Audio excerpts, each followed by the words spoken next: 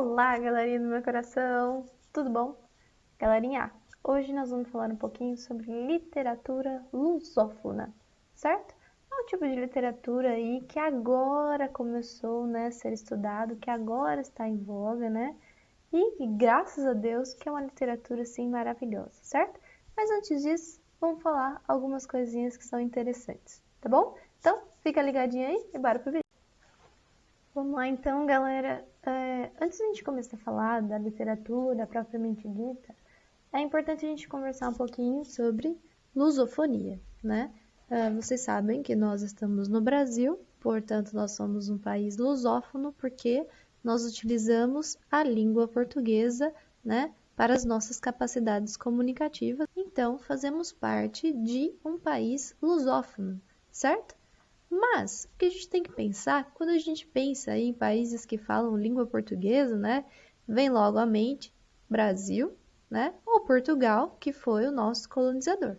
Mas nós temos que abrir um pouco nossa mente e pensar, tá, que muitos países falam português, tá? E países que falam português e que são muito representativos, principalmente se a gente pensar aí, né, no nosso âmbito, claro, em literatura. Então, além, né, do Brasil ter sido colônia portuguesa, outros países foram colonizados pelos portugueses. Consequentemente, eles utilizam a língua portuguesa, né, como sua língua oficial. E quando eu falo de países, estou falando de 9 países, totalizando milhões de pessoas que utilizam a língua portuguesa como língua oficial. Então, dentre esses 9 países, nós temos Angola, Brasil, Cabo Verde, Guiné-Bissau, Moçambique, Portugal, São Tomé e Príncipe, Timor-Leste e Guiné Equatorial. Então, gente, são países que falam a língua portuguesa, que utilizam a língua portuguesa, certo? E que tiveram aí vários momentos de impasses relacionados a isso, né? De se apropriar da língua do colonizador. Vocês sabem que isso é um impasse para uma nação, né, que busca independência, certo? E aí muitos conflitos ocorreram, né, por essa ideia de colonização e também em relação à ideia de perder a própria cultura a partir do momento em que nós utilizamos a língua portuguesa, né, como nossa língua nativa. Mas pensando que algumas tribos, né, viviam ali em embates inconstantes e essa comunicação não acontecia, né?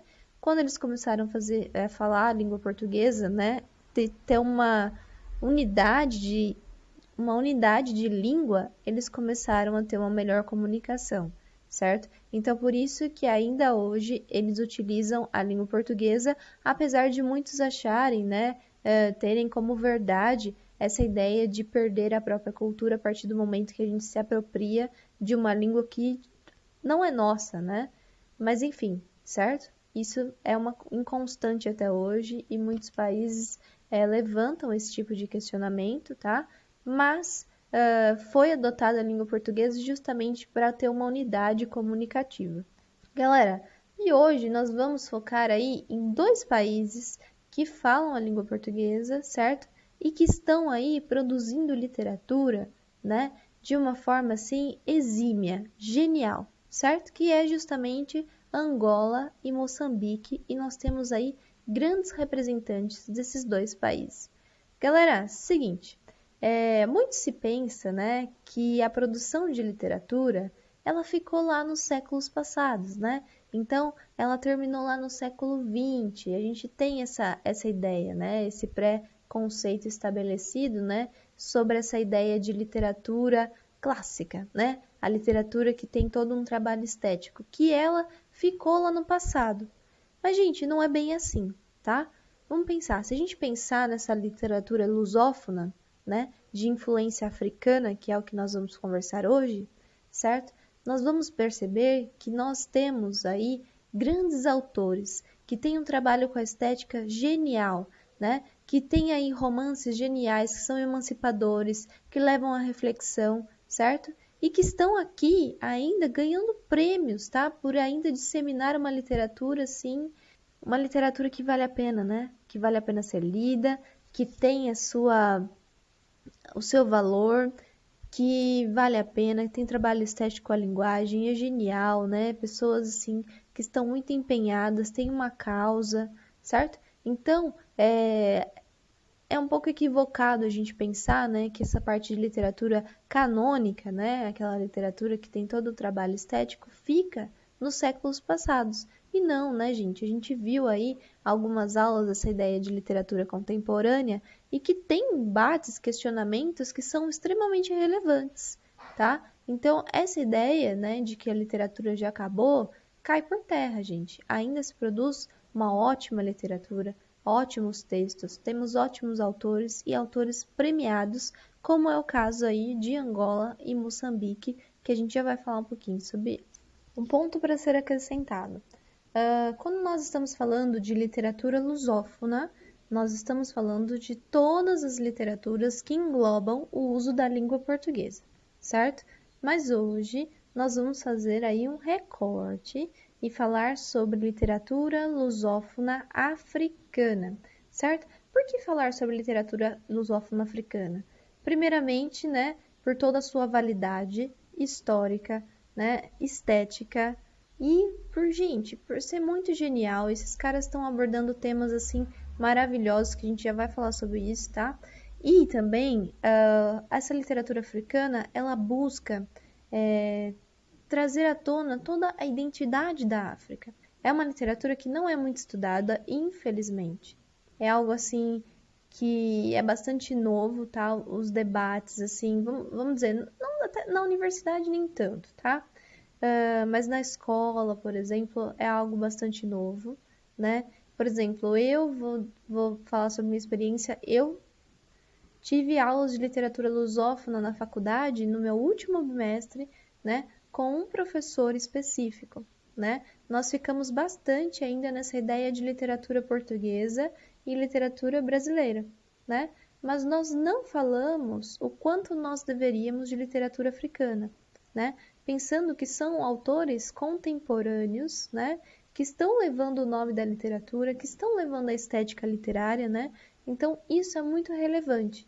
Então, por isso, hoje nós vamos falar sobre literatura lusófona africana. Além disso, gente, nós estamos falando aí de pessoas que vão tratar sobre todas as coisas que aconteceram ali naquele momento, né? De identidade cultural, de criação de uma nação, né? De libertação da colônia portuguesa, certo? Então, é sempre essa ideia de busca por uma identidade, por uma cultura, por algo que seja de fato deles, né? Apesar de terem optado aí por seguir a língua portuguesa, assim como nós, né? Porque se a gente for pensar, nós temos aí como nossa raiz muitas influências, né, que são indígenas, que eram as pessoas que estavam aqui, né? Depois os africanos que também vieram para cá, os italianos, né? E nós optamos por utilizar também a língua portuguesa, né, gente? É questão aí comunicativa. Dessa forma, quando a gente tem essa unidade, a gente consegue, né, desconstruir as barreiras linguísticas e comunicativas, né? E aí, gente, esses caras vão falar muito sobre a representação dos séculos de exploração, né? Sobre a busca pela independência desses países, tá? Então, por isso que eles são aí bastante importantes de serem aí falados, né? Então, galera, nós temos aqui uma figura que é importantíssima para Moçambique, certo? Que é o Mia Couto. O Mia Couto é um cara, assim, que vai fazer uma prosa poética maravilhosa, né? É um cara que representa Moçambique, tá? Então, vai falar muito sobre a história dos moçambicanos, sobre todas essas buscas que eles tinham, essa ideia de independência, das guerrilhas, certo? É um cara que foi extremamente participativo nessas questões relacionadas, né, pela busca da independência moçambicana, certo? É um cara que vai estudar muito essas questões sociais, políticas.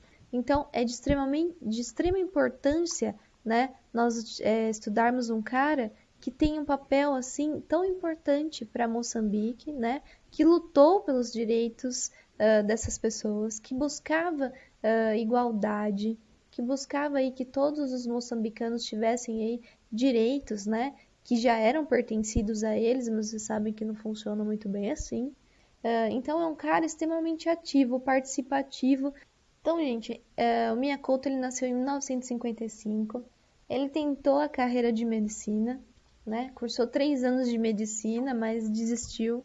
Depois fez biologia, tá? E agora ele trabalha aí na frente de preservação lá de Moçambique, certo? Então, vocês aí, é uma figura participativa em vários aspectos, né? Não somente em relação a aspectos políticos e literários. E é um cara, gente, que é muito comparado, a literatura dele é muito comparada com Guimarães Rosa, com Gabriel Garcia Marques, que são dois nomes muito, muito importantes, né? Um representa aí a literatura hispânica e o outro a literatura brasileira, né? Vocês sabem quanto é importante, né? Guimarães Rosa aqui para o nosso Brasilzão. E a literatura do Miyakoto vai se associar muito a essas duas literaturas, justamente por essa ideia, né, da prosa poética, de mesmo trazendo temas que são tão árduos, tão difíceis de ser tratados, né, ele traz isso com uma ideia de esperança, né? A gente vê que dentro da narrativa existe uma esperança de que, apesar dos apesares, né, as coisas boas irão acontecer, tá? E aí ele foi consagrado com a obra, né, a melhor obra do século XX. Em 1992, gente, ele ganhou um prêmio, tá, do maior romance africano do século XX, com Terra Sonâmbula, certo? Para vocês verem então a capacidade estética que esse cara tem. E esse cara, gente, tem algumas características bastante interessantes, tá? Então, apesar, né, de ele ter aí aspectos relacionados à língua portuguesa, né? Também é um cara que vai criar muito, tá? E nesse processo de criação, ele vai usar neologismos. O que significa isso, gente? Ele vai fazer, então, um mix da língua portuguesa, né, com toda a representação da língua africana, certo? Então, apesar de utilizar a língua portuguesa, ele não esquece as raízes, né? Então, ele sempre traz à tona, né, palavras que vão buscar aí representar aquele momento vivido, né? Fazendo então neologismos, trazendo a mistura entre o português e as línguas africanas, buscando sempre trazer as formas típicas de se falar no país dele, né? Então, para vocês verem a relevância desse cara, né? Como ele pensa para escrever, como ele faz toda uma engenharia, né? Justamente, ele faz uma prosa engendrada, pensada, né? Porque pensa bem, gente, criar neologismo, né? Pensando nessa ideia de identidade nacional, não é fácil. Nós criamos neologismos para o nosso dia a dia, beleza, né? Às vezes a gente usa palavras que a gente fala, nossa, será que essa palavra existe mesmo? Mas aí esse cara pensou justamente para buscar identidade nacional, né? Para mostrar para o mundo a cultura de Moçambique, certo? Então tinha um objetivo por trás de tudo isso. Bom, galera, e quais são então as temáticas, né, que o Miyakoto irá trabalhar nas suas obras, certo? Então, como eu falei para vocês, vai bater muito na tecla, né, dessa ideia da guerra civil, né, que foi aí uma grande problemática, né, para essa sociedade, que aí foi uma guerra que se estendeu por muitos anos, e como eu falei para vocês, como era um cara que participou de tudo isso, né, então ele tinha aí propriedade para falar não só dos aspectos relacionados à guerra, né, mas também de toda essa parte humana, de tudo que eles estavam vivendo naquele contexto de guerra. Depois, vai trazer muitas personagens com uma carga simbólica, tá? Que vai representar muito essa cultura africana, que vai mostrar todos os embates, todos aqueles sentimentos que estavam envolvidos perante o contexto em que eles estavam vivendo. Vai mostrar também a subjetividade, né, do ser humano, trazendo as personagens estranhas, né, personagens que sofreram, personagens que têm aí características muito específicas, e vai ser um cara que vai explorar a narrativa fantástica. A narrativa fantástica ela é também muito explorada na lusofonia portuguesa, tá? Nos romances lusófonos portugueses, tá? O que seria então essa narrativa fantástica? Gente, é a narrativa que ela vai se afastar da realidade, tá? Lembrando, tudo vai se pautar, né, na representação da realidade. Mas aí a gente tem a escolha de trabalhar o mais próximo da realidade possível, como é no caso o realismo, né? Ou se afastar dessa realidade. Então, o que eu faço? Eu pego conceitos que são reais e, a partir desses conceitos, eu vou me afastando deles. E aí, se a gente for pegar um exemplo, né, de uma obra que ele faz isso, é justamente Terra Sonâmbula, que é a obra que eu falei para vocês que ganhou o prêmio, né, como o maior romance africano do século XX. Então, nós temos aí um embate entre duas gerações, tá? Do menino Mundiga e do velho Tayuga. Então, são duas gerações diferentes, dois pensamentos diferentes, e eles estão caminhando ali, né? Então, são as duas personagens que estão caminhando numa estrada, né? Buscando respostas, né? Então, pensa bem, gente, são duas gerações com pensamentos diferentes, com vivências diferentes, mas que têm um único objetivo, né? Então, apesar desse momento, né, de distanciamento entre pessoas, entre experiências, entre aquela ideia de sabedoria, né, nós temos pessoas que estão buscando a mesma coisa, né? A ideia de um futuro melhor. É isso que eles estavam buscando. Então, apesar de ter aí coisas diferentes, pensamentos diferentes, né, aquela busca humanitária é a mesma, independente da geração, certo?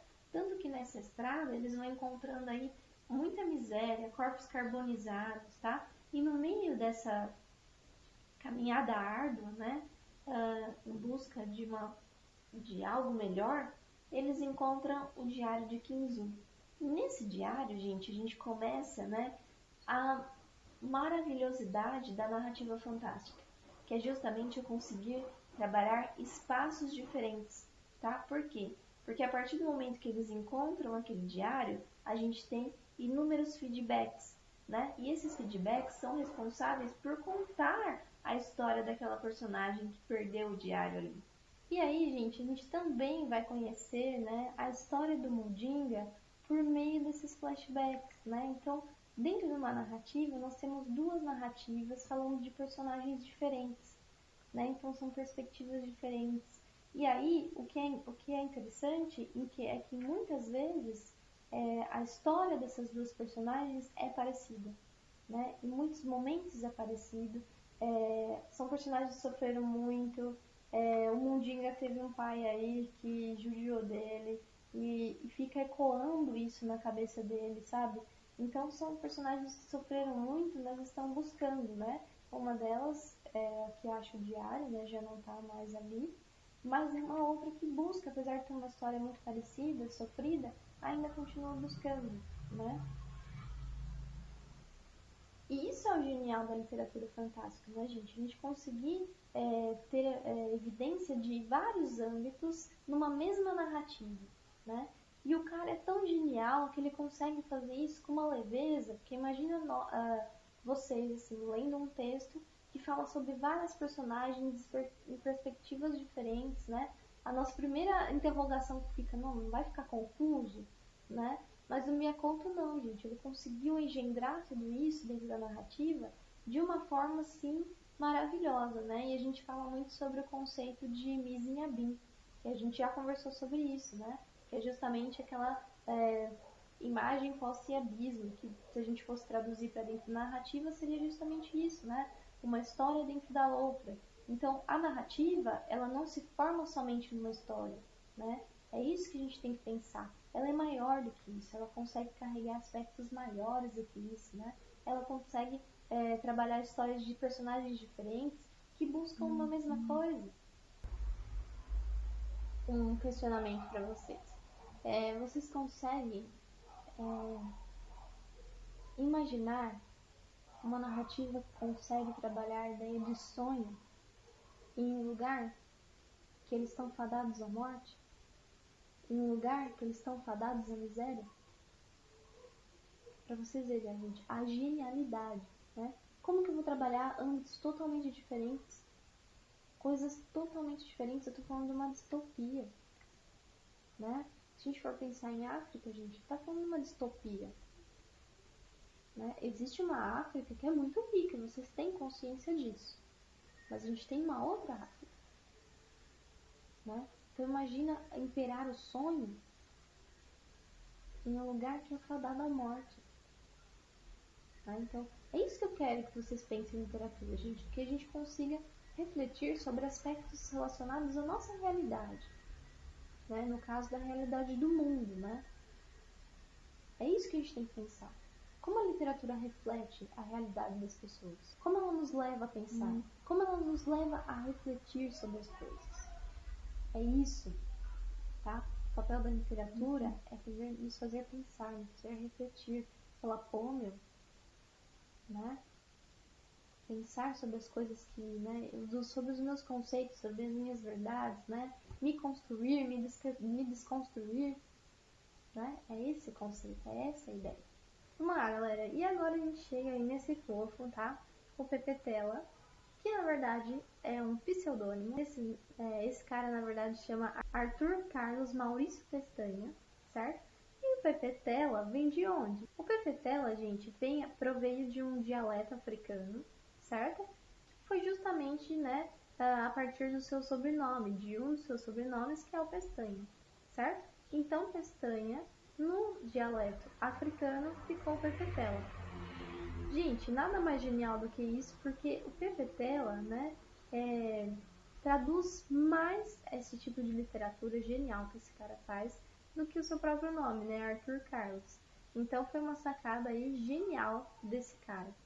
Algumas coisas pra gente pontuar, gente. Assim como o Mia Couto, tá? O Pepetela foi um cara extremamente participativo, né? Ele teve aí grandes participações em grandes buscas para a libertação da Angola, tá? Da sociedade angolana. E aí ele participou de alguns movimentos de libertação, certo? Então ele fez parte dos movimentos de libertação, ele lutou, né?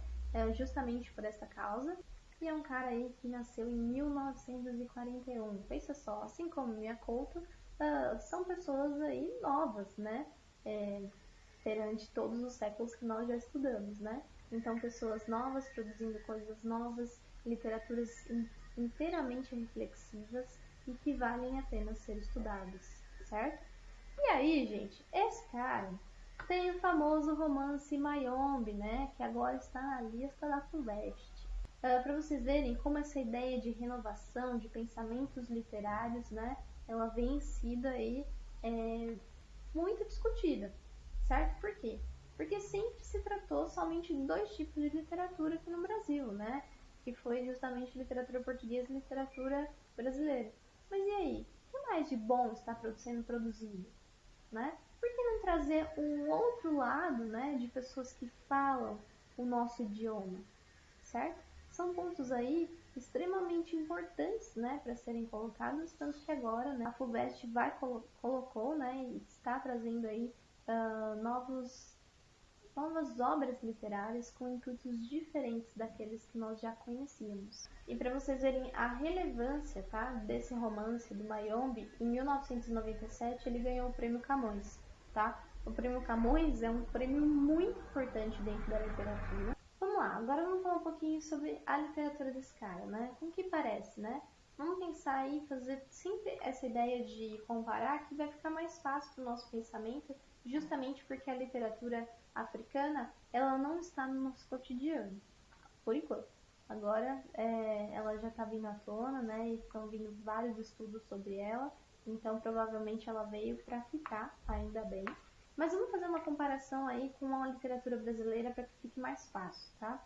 A literatura do Pepe Tela vai se assemelhar bastante à literatura do Jorge Amado. Vocês conhecem a literatura do Jorge Amado, vamos citar aí uma que é muito representativa, como Capitães da Areia, que tem todo aquele estilo do Jorge Amado, mas que tem uma relevância muito importante porque traz muitas reflexões, tá? E muitas reflexões das pessoas que estão às margens, das pessoas que estão buscando algo, das pessoas que querem dignidade, das pessoas, enfim, que muitas vezes outros autores não tocariam no assunto, certo? Então estão tocando em assuntos que são delicados, né? E o Jorge Amado fez muito isso, e o Pepe Tela, né, por ter vivido todo esse processo de estresse, né, de combate, de busca da independência também da Angola, tá?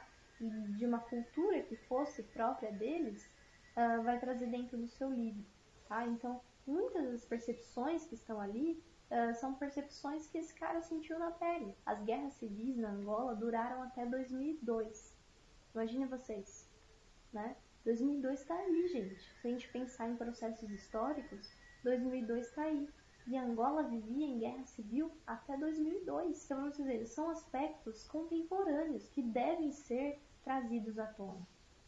Bom, os portugueses chegam na Angola, gente, a partir do século XVI. E aí, para continuar essa ideia de colônia, né, eles vão instaurar muitas famílias portuguesas aqui, né, o que vai propiciar essa ideia, né, de difusão da língua portuguesa. E, gente, Imayombe foi escrito entre 1970 e 1971, certo? Que é o momento em que as guerrilhas eram muito grandes, tá? E que o Pepe Tela estava ali naquela luta, ele participou de tudo aquilo.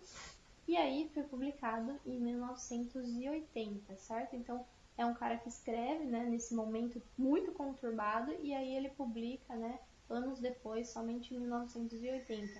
Então, para que vocês tenham noção da abrangência de sentimentos que estão dentro do romance. Então, gente, na narrativa nós temos aí, né, a história dos guerrilheiros que participaram, né, pela busca da independência de Angola. E esses guerrilheiros são identificados dentro da narrativa por meio de nomes de guerra. Então nós temos vários nomes de guerras diferentes, nós temos comissário, nós temos o sem medo, nós temos a figura de uma mulher, e de uma mulher, gente, que é porreta, viu? Uma mulher que busca aquilo que ela quer, uma mulher que está ali para lutar pelos seus princípios, certo? Uma mulher que cede aos seus desejos, né? Não fica, né, atrás daquela submissão masculina. Aquilo que ela deseja, ela cede, né? Tanto que nesse contexto nós temos uma traição, né? Porque essa mulher, ela vivia um relacionamento com o comissário e aí ela acaba se apaixonando por outra pessoa, né? E aí vocês vão ver que tem muitas reviravoltas dentro do texto, né? Que a gente fica, nossa, como assim? Né? O que aconteceu isso? Né? Não quero dar spoiler, gente. Mas no momento da narrativa acontece uma coisa e você fala, não, né? E assim, o posicionamento da mulher é muito bem elaborado ali, né? Com essa ideia de empoderamento mesmo, tá? Então a mulher, ela faz aquilo que ela quer, ela luta por aquilo que ela quer, ela tem os seus ideais e ela cede aos seus desejos e não ao desejo que é incorporado nela. Não essa ideia de submissão. E o interessante, gente, é que cada personagem, né, que tem esse nome de guerra vai ter algumas características que são representativas ao nome de guerra. Né? Por exemplo, o Sem Medo, que ele é o protagonista, né, é uma personagem que é muito corajosa, que luta pelos seus ideais, tá? Que ele não tem medo daquilo que ele está vivendo, ele tem uma busca maior, ele tem um objetivo maior, que é justamente essa ideia, né, de igualdade, de independência, de dignidade daquele povo. Então, gente, se a gente fosse resumir, né, Mayombe, a gente resumiria como um romance de reflexão, tá? E de reflexões que não são só cabíveis lá em 1970 e 71, que foi o momento, né, que o Pepe Tela ele escreveu o livro, né, mas que estendem depois em 1980, que foi o momento que foi publicado, tá? Que se estende até o que a gente vive hoje, né? Apesar de a gente estar no século XXI, ter muitas tecnologias, né? Nós temos ainda muitos pensamentos travados, nós temos situações que acontecem no mundo que a gente fala, pô, por que ainda? Né? Nós temos uma sociedade totalmente falha, com pessoas que são falhas, governo falho, no mundo, tá, gente? Questão mundial, né? Todo mundo aí buscando, quebrando a cabeça, né? Pessoas que não se importam com as causas humanitárias, que não se importam com as pessoas. A ganância sobressai muitas vezes, né? Então são questões que não se pautam somente ali, né, em 1970, 71. Né? São questões que são contemporâneas, que devem ser refletidas até hoje. E assim como ele refletiu, né, eu acho que a nossa busca é a solução, gente. A solução para as problemáticas que nós estamos vivendo. Né? Não brigar por egos, não brigar por partidos políticos, né? Brigar pela sociedade, né? Brigar pelo aquilo que nós somos. E não por questões de ego, gente, pelo amor de Deus, tá? Então, é uma reflexão aí que o Pepe Tela nos deixa. É um livro que vale muito a pena ler. Não quero dar muito spoiler para vocês, eu acho que a ideia é que vocês leiam, que vocês pensem sobre tudo que está acontecendo, né? Que aconteceu e que ainda continua acontecendo, né? E saber que lusofonia, né? Não se pauta somente em Portugal e Brasil, tá? Consegue transcender tudo isso, consegue trazer inúmeras culturas, né? Inúmeros processos, inúmeros pensamentos, tá?